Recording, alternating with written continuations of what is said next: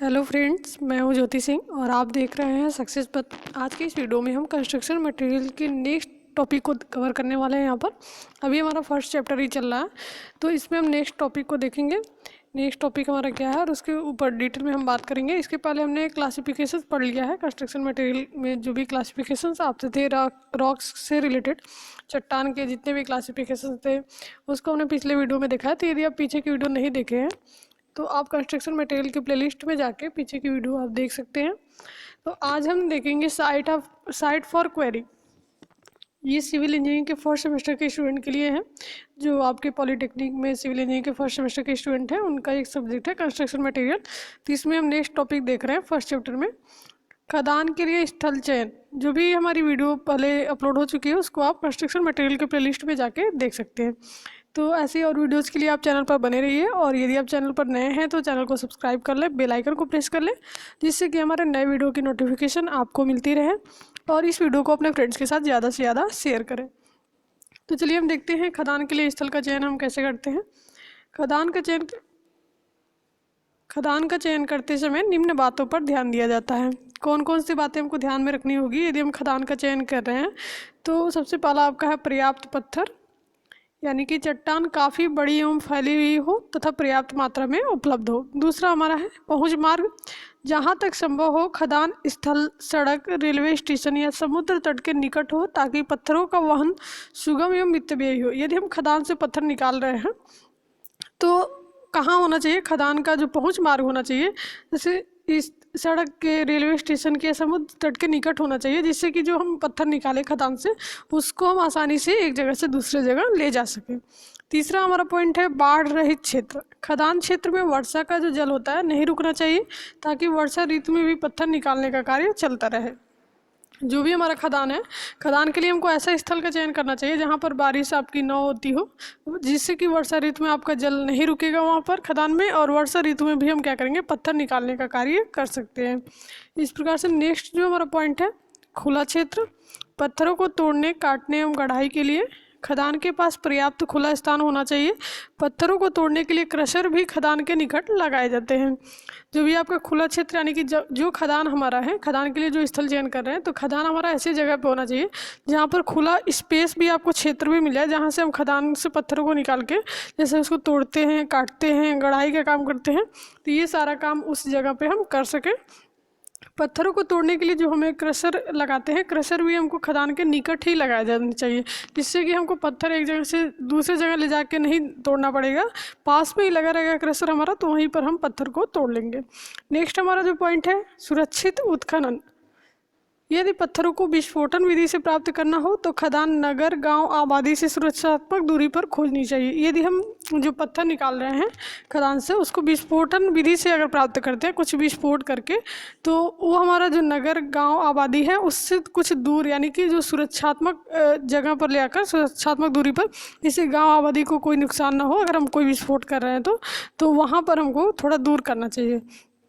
तो ये सारे पॉइंट थे आपके खदान के लिए स्थल चयन, यानी कि जब भी आप साइट फॉर क्वेरी करते हैं, खदान के लिए स्थल का चयन करते हैं, तो उस टाइम पे ये सारी बातों को आपको ध्यान रखना है कि पर्याप्त पत्थर, पहुंच मार्ग, यानी कि पर्याप्त पत्थर आपका मिले, वहाँ से पहुंच मार्ग आसानी हो, बाढ़ रहित क्षेत्र हो, खुला क्षेत्र हो और सुरक्षित उत्खनन हो। तो ये सारे पॉइंट आपको ध्यान रखने होंगे। नेक्स्ट हम देखते हैं जो उत्खनन होती है, जो आपकी क्वेरिंग होती है, उसमें कौन कौन से वर्ड्स यूज होते हैं, टर्म कौन कौन से यूज होते हैं, तो उन टर्म को जानना आवश्यक है। टर्म को जानेंगे तभी आप समझ पाएंगे जो अलग अलग टर्म उसमें आते हैं। यहाँ पर आप देख सकते हैं उत्खनन में प्रयुक्त शब्दावली। पत्थर उत्खनन में प्रयोग होने वाली मुख्य शब्दावली निम्न है। जो हम टर्मिनोलॉजी यूज करते हैं क्वेरिंग में वही हम देखने वाले हैं। सबसे पहला जो पॉइंट आपका है खदान। क्वेरी, जो खदान बार बार आप आ रहा है इस टर्म में, तो खदान हम कहते किसे हैं ये हमको पता होना चाहिए। तो जिस स्थान से पत्थर निकाला जाता है उसे हम खदान कहते हैं। सबसे इम्पॉर्टेंट पॉइंट है, इसको आप ज़रूर याद रखिएगा। जो भी टर्म हम यहाँ पर पढ़ रहे हैं ये सभी आपके एग्जाम में पूछे जाते हैं, तो ये जो टॉपिक है आपका बहुत ही इंपॉर्टेंट है, तो याद रखिएगा, ध्यान से इसको पढ़िएगा। खदान क्या होता है, जिस स्थान से, जिस जगह से हम पत्थर निकाल रहे हैं वही स्थान आपका क्या कहलाता है, खदान कहलाता है। इसको हम इंग्लिश में क्वेरी बोलते हैं। नेक्स्ट हमारा जो पॉइंट है उत्खनन, क्वेरिंग। इसमें देखिए क्वेरी में ING हम लगा दिए, क्वेरिंग हो गया, और इसका जो हिंदी नाम है उत्खनन है। इसको हम खदान बोल रहे हैं, इसको उत्खनन बोल रहे हैं, सभी आपके एग्जाम में पूछे जाते हैं। तो क्वेरिंग आपका क्या होता है? चट्टानों से पत्थर निकालने की क्रिया को हम उत्खनन कहते हैं। जो चट्टान होता है, चट्टान से जो पत्थर निकालते हैं, तो वो जो प्रोसेस होता है, वो जो क्रिया होती है, वो हमारी उत्खनन कहलाती है। और जिस जगह से हम पत्थर निकालते हैं वो हमारा जगह क्या कहलाता है? खदान कहलाता है। तो आप याद रखेंगे इस पॉइंट को। नेक्स्ट हमारा है खदानी रस, क्वेरी सैप। खदान से निकाले गए पत्थरों में एक प्रकार की नमी विद्यमान होती है। जो भी हम खदान से पत्थर निकालते हैं उसमें एक प्रकार की नमी विद्यमान होती है, जिसे हम क्या कहते हैं? खदानी रस कहते हैं। नेक्स्ट एक टॉपिक आपको मिलेगा नेक्स्ट चैप्टर में भी आपको, जैसे टिम्बर का एक चैप्टर है उसमें भी आप पढ़ेंगे, तो उसमें आप सैप के बारे में पढ़ेंगे। तो क्या होता है? तो किसी भी चीज़ को जब हम निकालते हैं, जैसे मान लीजिए कोई लकड़ी है, अगर हम ताज़ी लकड़ी को काट रहे हैं तो उसमें कुछ रस होता है, सैप होता है। इसको हम उसको सुखा देते हैं तो जो लकड़ी होती है आपकी मजबूत हो जाती है। तो उसी प्रकार से जो आपके पत्थर निकाले जाते हैं जब खदान से, तो उसमें भी कुछ नमी होती है, विद्यमान होती है, उसी को हम क्या कहते हैं? खदानी रस कहते हैं। नेक्स्ट हमारा स्क्रीनिंग। छानस किसे कहते हैं? संदलित पत्थर होता है, संदलित पत्थर को मापानुसार अलग अलग करने पर इसे छानस करते हैं। जो आपके पत्थर होते हैं, क्रश करके जो पत्थर को तोड़ते हैं, तो उसको माप के अनुसार अलग अलग जो पत्थर हम करते हैं, तो अलग अलग प्रकार के जो पत्थर होते हैं उसी को हम क्या कहते हैं? छानस करते हैं, स्क्रीनिंग करते हैं। नेक्स्ट हमारा है विस्फोटन। ब्लास्टिंग किसे कहते हैं? बारूदी धमाका करके चट्टानों से पत्थर उखाड़ने व तोड़ने की क्रिया को विस्फोटन कहते हैं। जैसे कोई पत्थर तो हम खदान में खुदाई करके निकाल लेते हैं, कुछ पत्थर क्या करते हैं हम, जो बड़े बड़े पत्थर होते हैं, चट्टान होते हैं, उनसे पत्थर प्राप्त करने के लिए क्या करते हैं? हम चट्टानों में विस्फोट करते हैं। ठीक है, बारूदी धमाका करके हम चट्टानों से पत्थर उखाड़ने और तोड़ने की क्रिया को क्या कहते हैं? विस्फोटन कहते हैं। नेक्स्ट हमारा है पलीता, फ्यूज। फ्यूज आपका क्या होता है? ये भी आपका इम्पोर्टेंट है। ज्वलनशील रासायनिक घोल से संतृप्त सूती डोर जो आग दिखाने पर समान गति से जलती है और चिंगारी आगे बढ़ाती है को पलीता कहते हैं। आगे हम इसको समझेंगे। ये पलीता आपका क्या होता है कि ज्वलनशील रासायनिक घोल से संतृप्त सूती डोरी, ठीक है, एक रासायनिक घोल में हम क्या करते हैं? एक सूती डोरी को भिगो देते हैं पूरा, और उसको हम क्या करते हैं? आग लगाने पर समान गति से जलती हुई चिंगारी आगे बढ़ाती है को पलीता का। जैसे कुछ दूरी पे यहाँ मान लीजिए विस्फोट करना है, तो यहाँ से एक हम स्पेस बना देते हैं और इसी में क्या करते हैं? ये धागे को हम लगा देते हैं, विस्फोटक जो आपका घोल होता है उसमें डुबो के, और यहाँ पर क्या करते हैं? यहाँ से हम आग लगा देते हैं कुछ दूरी पर, जिससे हमें कोई नुकसान ना हो, जो आग लगाने वाला है या जो आसपास का है उससे कोई नुकसान ना हो। इतना गैप उसको मिले जब तक ये आग धीरे धीरे चिंगारी यहाँ तक पहुँचेगी यहाँ पर, तब तक हम वहाँ से भाग सकते हैं। ठीक है, वहाँ से दूर हट जाएंगे और तब यहाँ पर ये विस्फोट होगा। तो इस प्रकार से हम पलीता लगाते हैं, तो उसी को हम बोलते हैं फ्यूज। नेक्स्ट हमारा है विस्फोटक। एक्सप्लोजिव आपका क्या होता है? अति ज्वलनशील रासायनिक पदार्थ जो चिंगारी दिखाने पर धमाका देते हैं और ऊर्जा निकालते हैं, उसी को हम विस्फोटक के नाम से जाने जाते हैं। नेक्स्ट हमारा है अविस्फोटन। मिसफायर क्या होता है? जब विस्फोटक किसी कारण आग न पकड़े और धमाका न हो तो यह अविस्फोटन कहलाता है। जैसे आप पटाखे वगैरह जो बच्चे जलाते हैं, आपको वहाँ से क्लियर होगा। जैसे मान लीजिए कोई पटाखा है, कोई बच्चा जला रहा है, तो कभी कभी पटाखा जब जल जाता है, ठीक है, तो विस्फोट करता है, तो उसको हम विस्फोटक बोलते हैं। ठीक है, और जब ऊर्जा उससे निकलती है, धमाका होता है, तो उसी को हम विस्फोटक बोल रहे हैं। और जब ये आपका जलता नहीं है, ठीक है, तो उसको हम क्या कहते हैं? जला देते हैं, लेकिन वो विस्फोट नहीं करता है, तब हम क्या करते हैं? जब विस्फोटक किसी कारण आग नहीं पकड़े और धमाका न हो, तो उसी को हम अविस्फोटन यानी कि मिस फायर बोलते हैं। जब जल जाए, धमाका हो जाए, तो उसको हम एक्सप्लोजिव बोलेंगे, विस्फोटक बोलेंगे, और जब ना जलता हो तो उसको हम मिस फायर बोलते हैं। नेक्स्ट हमारा है प्रस्फोटक। अत्यधिक संवेदनशील विस्फोटक सामग्री से भरी नलिका जो विद्युत चिंगारी द्वारा धमाका कराती है, वही आपकी प्रस्फोटक कहलाती है। तो ये सभी टर्म थे जो आपके यूज़ होते हैं क्वेरिंग में, जो पत्थर की हम खुदाई करते हैं तो उसमें यूज़ होते हैं, तो इनको जानना आपके लिए ज़रूरी था। इसमें से सबसे इम्पोर्टेंट जो आपका है, नेक्स्ट टॉपिक हमारा है पत्थरों का उत्खनन। क्वायरिंग ऑफ स्टोन हम कैसे करते हैं, पत्थरों का उत्खनन कैसे करते हैं, इसको हम देखते हैं। इसमें विधि देखेंगे कैसे कैसे हम पत्थर की खुदाई करते हैं, पत्थरों को कैसे हम प्राप्त करते हैं चट्टानों के द्वारा। तो देखिए, पत्थरों को चट्टानों से प्राप्त किया जाता है। जिस स्थान से ये पत्थर प्राप्त किए जाते हैं वही आपके खदान कहलाते हैं। पहले भी हम देख चुके हैं कि जिस स्थान से पत्थर प्राप्त किए जाएंगे वही आपके खदान कहलाएंगे, और इन पत्थरों को खदान से निकालने की जो क्रिया होती है वही आपके उत्खनन कहलाती है। जो खदान को इंग्लिश में क्वेरी बोलते हैं और उत्खनन को क्वायरिंग बोलते हैं। ठीक है, जब ये पत्थर खदान से निकाले जाते हैं तो उनमें नमी होती है और इसी नमी को ही हम क्या कहते हैं, इसे ही खदान रस कहते हैं। उत्खनन की क्रिया भूमि सतह या कुछ गहराई तक होती है, जबकि खानों में अधिक गहराई तक आना पड़ता है। खदानों में कार्य करना सरल एवं सुरक्षित होता है। नेक्स्ट हम देखते हैं मेथड ऑफ क्वेरिंग क्या है। उत्खनन की विधियाँ, जो चट्टानों से हम पत्थर निकालते हैं तो उसी क्रिया को हम उत्खनन बोलते हैं। और ये उत्खनन की कौन कौन सी विधियाँ, कितनी विधि से हम उत्खनन कर सकते हैं, चट्टानों से पत्थर निकाल सकते हैं।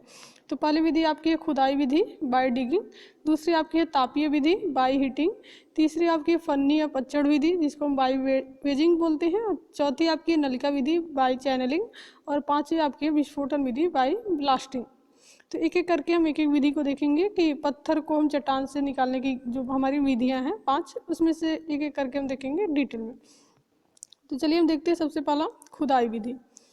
स्तरित एवं नरम चट्टानों के लिए यह विधि अपनाई जाती है जब पत्थर के भाटे नदी तल में डूबे हों या कम गहरी मृदा परत के नीचे हों तो उन्हें हस्त औजारों से खुदाई करके प्राप्त कर लेते हैं।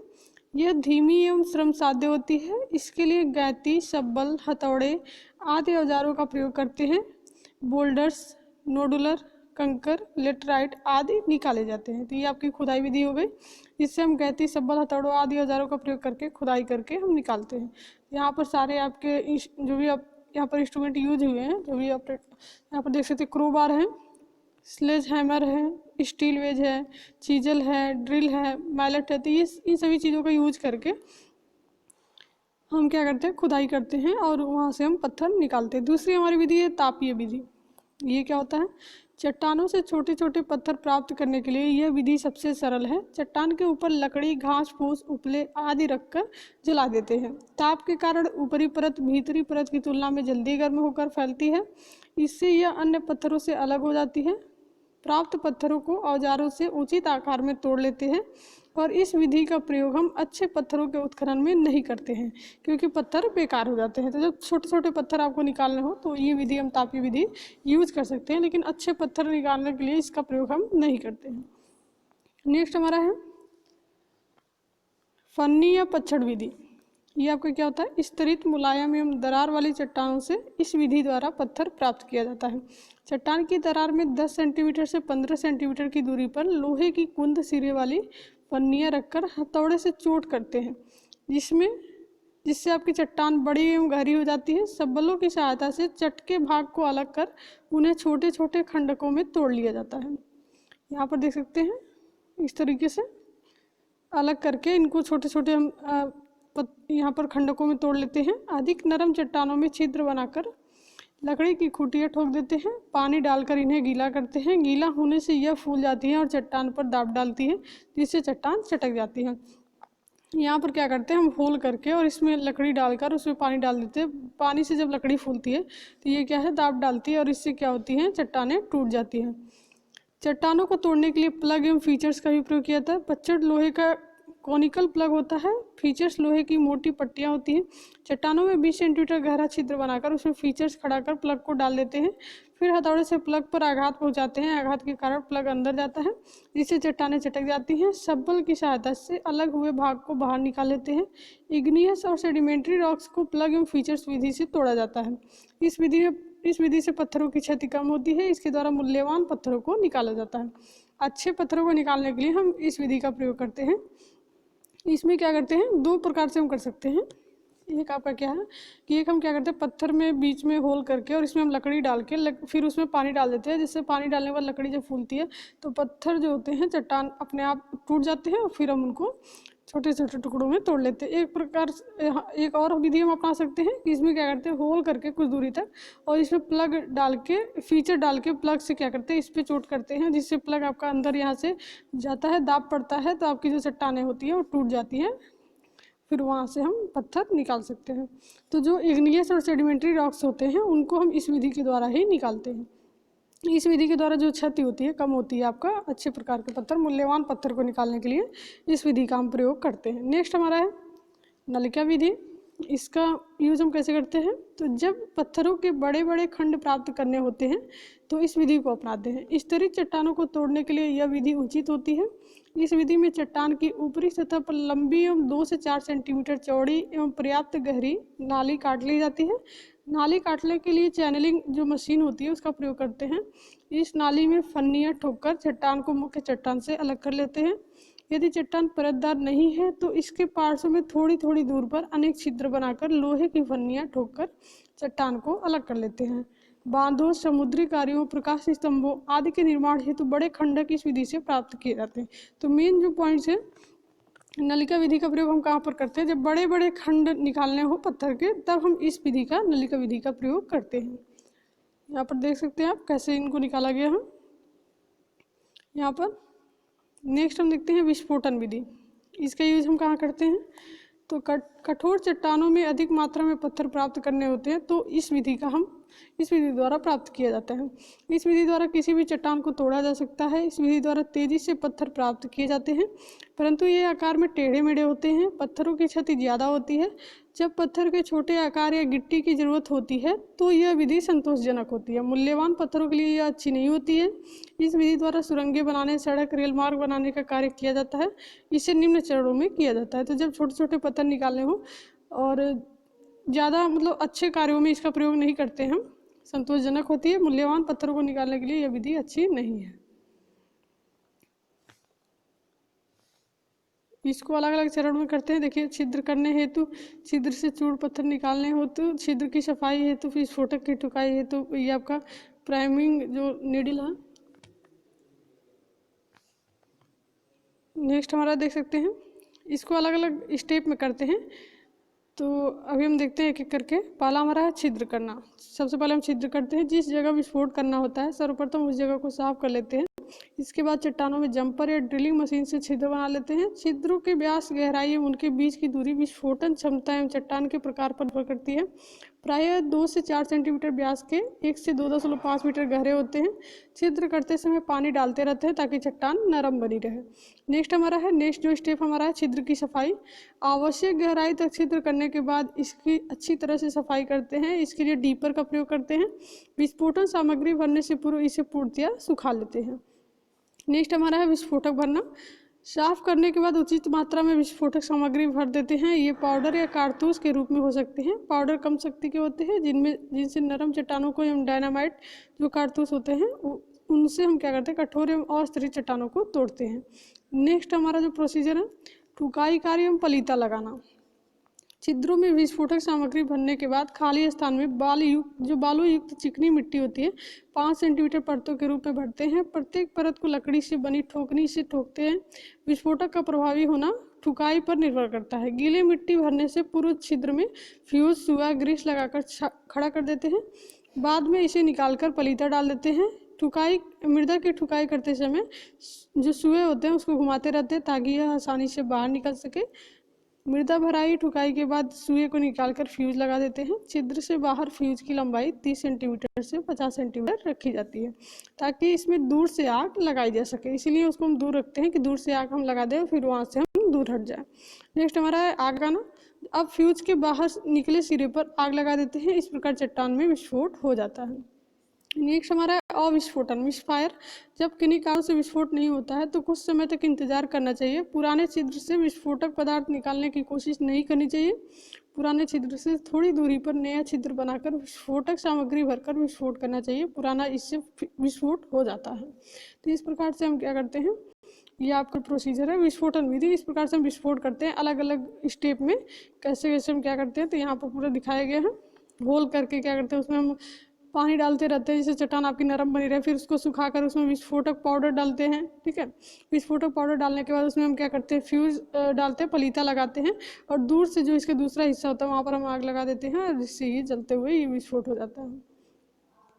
तो ये आप कहोगे विस्फोटन विधि से हम इस प्रकार से चट्टान से पत्थर को निकालते हैं। अलग अलग इनके प्रोसीजर थे। पहले हम छिद्र करते हैं, फिर छिद्र की सफाई करते हैं, फिर विस्फोटक भरते हैं उसमें, फिर हम क्या करते हैं, ठुकाई कार्य हम पलीता लगाते हैं, फिर हम आग लगाते हैं। फिर अविस्फोटन अगर हो गया तो फिर हम उसी जहाँ पर होल करके विस्फोटक सामग्री डाल के हम वहाँ पर विस्फोट कर रहे थे। अगर नहीं हुआ तो उस होल से हमको विस्फोटक सामग्री को बाहर नहीं निकालना है, हमको उसी के बगल में दूसरा होल करना है और वहाँ पर विस्फोटक सामग्री डाल के जो भी प्रोसीजर किए थे फिर हमको वहाँ पर आग लगाना है। जब ये विस्फोट होगा तो उसके साथ साथ ये भी विस्फोट हो जाएगा। तो जो पहले वाला होल था उसमें जो विस्फोटक सामग्री आप डाले थे उसको बाहर निकालने की कोशिश नहीं करनी चाहिए। नेक्स्ट हमारा विस्फोटन के समय सावधानियाँ। जो प्रिकॉशन होती है वो सबसे इम्पोर्टेंट है कि ब्लास्टिंग जो हम कर रहे हैं उसके समय सावधानियाँ कौन कौन सी हमको रखनी चाहिए।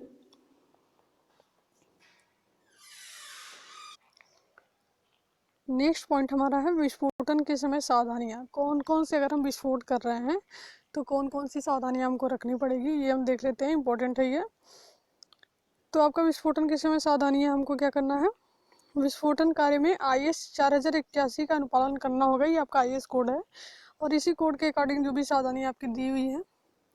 तो विस्फोटन कार्य में कोई अप्रिय घटना न हो, इसके लिए निम्न सावधानियाँ बरतनी आवश्यक है। तो कौन कौन सी सावधानियाँ हमको करनी पड़ेगी, देखते हैं हम।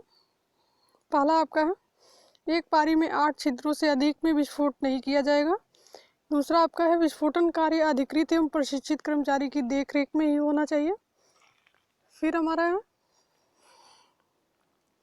विस्फोटन क्षेत्र के 200 मीटर के घेरे में लाल झंडी लगा देनी चाहिए।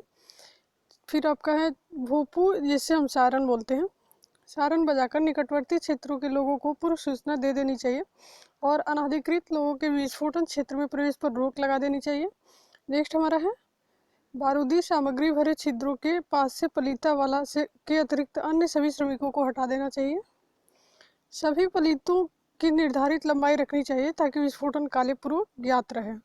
नेक्स्ट हमारा है, अविस्फोटित छिद्रों की आधा घंटे तक प्रतीक्षा करने के बाद ही उन पर आगे की कार्रवाई की जाएगी। तो ये सभी प्रिकॉशन थे आपके, जो भी हम विस्फोटक करते हैं तो उस टाइम हमको ये सावधानियाँ रखनी पड़ती हैं। तो आज के लिए बस इतना ही। नेक्स्ट वीडियो में हम नेक्स्ट टॉपिक को कवर करेंगे। ये थोड़ा चैप्टर आपका लंबा है तो इसमें हम थोड़े थोड़े टॉपिक में इसको कवर करेंगे जिससे आपको क्लियर होता रहे। तो ये चैप्टर आपके 2 चैप्टर स्टार्टिंग के थोड़े लंबे लंबे हैं तो इसको हम आराम से कवर करेंगे। उसके बाद नेक्स्ट जो भी हमारा चैप्टर है छोटा छोटा है वो आपका जल्दी कवर हो जाएगा। तो ऐसे वीडियोज़ के लिए आप चैनल पर बने रहिए और इस वीडियो को अपने फ्रेंड्स के साथ ज़्यादा से ज़्यादा शेयर कीजिए।